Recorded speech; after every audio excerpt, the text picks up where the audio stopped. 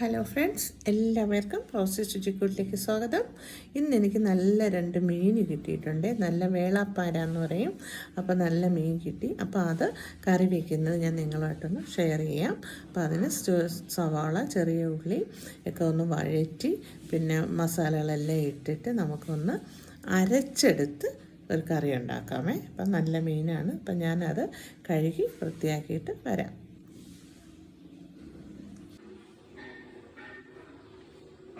അപ്പോൾ നല്ല ഫ്രഷ് മീനാണ്. അപ്പോൾ നമുക്കിത് കഴുകി വൃത്തിയാക്കിയിട്ട് വരാം. അപ്പോൾ നമ്മൾ മീൻ കഴുകി വൃത്തിയാക്കി വച്ചു. ഇനി അതിന് എന്തൊക്കെയാണ് നമ്മൾ ചേർക്കുന്നതെന്ന് നോക്കാം. അപ്പോൾ നമുക്ക് ആദ്യം കുറച്ച് ചെറിയ ഉള്ളി എടുത്ത് 2ആയിട്ട് കീറി വെച്ചിട്ടുണ്ട്. ഒരു സവാളയും കൂടെ എടുത്തിട്ടുണ്ട്. പിന്നെ നമുക്ക് വേണ്ടത് തക്കാളിയാണ്. തക്കാളി വേണം, പച്ചമുളക്, കറിവേപ്പില. പിന്നെ നമുക്ക് മുളക് പൊടി, മല്ലിപ്പൊടി, മഞ്ഞൾപ്പൊടി, ഉലുവ, പിന്നെ നമുക്ക് ഉള്ളി, വാളംപുളി വെള്ളത്തിലിട്ട് വെച്ചിട്ടുണ്ട്. അപ്പം നമുക്കിനിയിപ്പോൾ ആദ്യമായിട്ട് ചെയ്യേണ്ടത്, നമുക്ക് ചട്ടിയിൽ നമ്മൾ മീൻ കറി വയ്ക്കുന്ന ചട്ടിയിൽ തന്നെ നമുക്ക് ഈ ഉള്ളി വഴറ്റിയെടുക്കണം. ഉള്ളി പകുതി വഴണ്ട് വരുമ്പോൾ തക്കാളിയും കൂടെ ഇട്ട് വഴറ്റി നമുക്ക് മസാലകളെല്ലാം കൂടെ ഇട്ട് ഒന്നുകൂടി വഴറ്റി തണുത്തതിന് ശേഷം നമുക്ക് അരച്ചെടുത്തിട്ടാണ് ഇതിൽ ചേർക്കുന്നത്.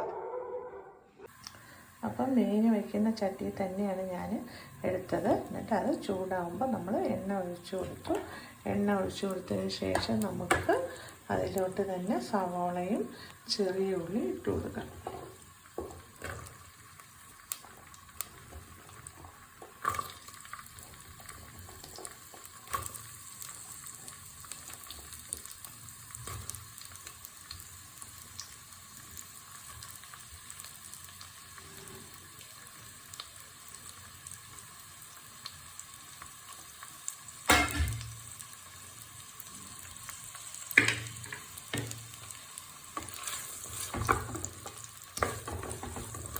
അതിനോട് നമുക്ക് വഴറ്റി എടുക്കണം.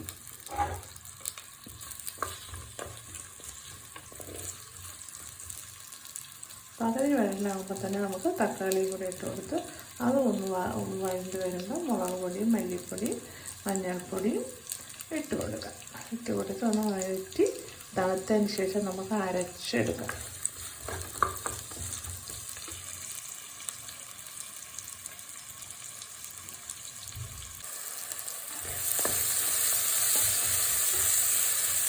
ഏകദേശം പകുതി വഴണ്ടി വന്നിട്ടുണ്ട്.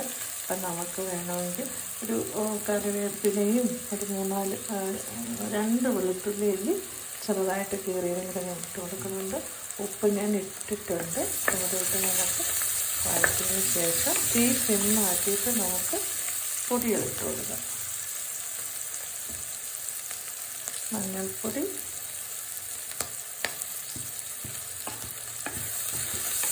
അരച്ചെടുക്കാനുള്ളതല്ല. അപ്പം നമുക്ക് ഫുള്ള് വരണ്ടല്ലോ.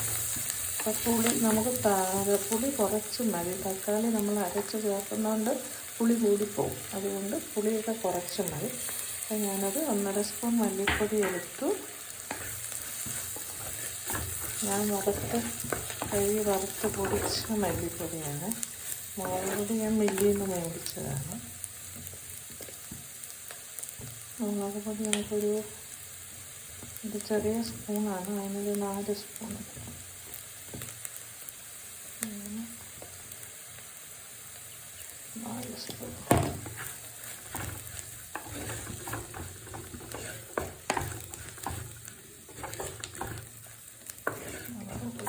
നല്ലതാണ് വഴണ്ട്.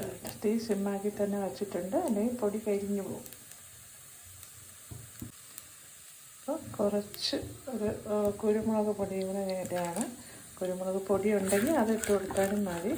എൻ്റെ കയ്യിൽ കുരുമുളക് പൊടി ഇല്ലാത്തത് കൊണ്ട് ഞാൻ കുരുമുളക് ഇട്ട് കൊടുത്തു. കുറച്ച് മതി. ഇനി നമുക്ക് അതിൻ്റെ കൂടെ പുളി വെള്ളത്തിലിട്ട് വെച്ചത് ഒഴിച്ചു കൊടുക്കാം.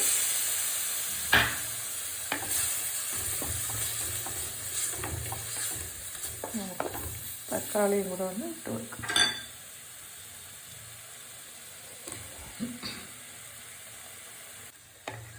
തക്കാളിയും കൂടെ ഇട്ട് കൊടുത്തിട്ടുണ്ട്. ഇനി എല്ലാം കൂടി ഒന്ന് വഴണ്ട് വന്നതിന് ശേഷം ഓഫ് ചെയ്യും.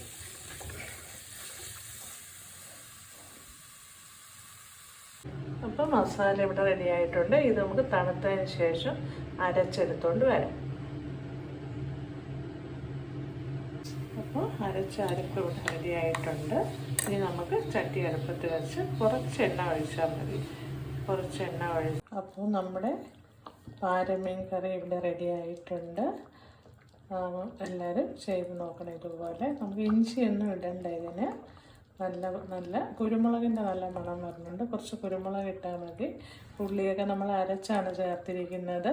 അപ്പോൾ എല്ലാവരും ചെയ്ത് നോക്കണം. അടുത്ത റെസിപ്പിയുമായി കാണുന്നത് വരേക്കും ബൈ ബൈ.